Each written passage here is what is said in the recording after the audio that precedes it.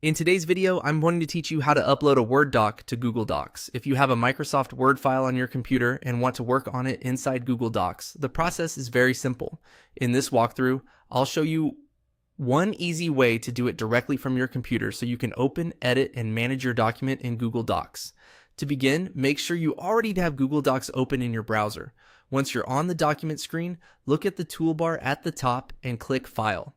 This menu gives you access to several options for creating, opening, and importing documents. If you're just starting from Google Docs and want to bring in a Word file from your device, this is a good place to begin. After clicking File, select Open. This will bring up the window where you can choose different ways to access a document. Google Docs allows you to open files from several locations, but in this case, we're focusing on uploading a file saved on your computer. Next, click the Upload tab. This is the section specifically designed for bringing files from your device into Google Docs.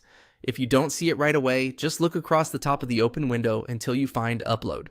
This step is important because it switches you from browsing existing Google Drive files to importing something new.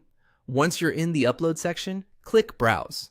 This will open your computer's File Explorer or Finder window, depending on the device you're using. From here, you'll be able to navigate through your folders and locate the Word document you want to upload.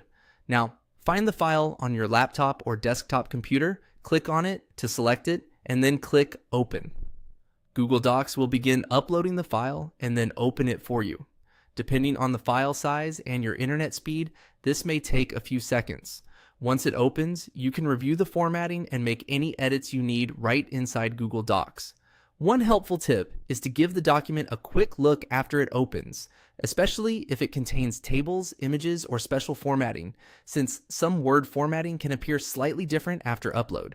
But for most standard documents, the transition is usually smooth. And that's it. You've successfully uploaded a Word document into Google Docs using your computer. Thank you for watching.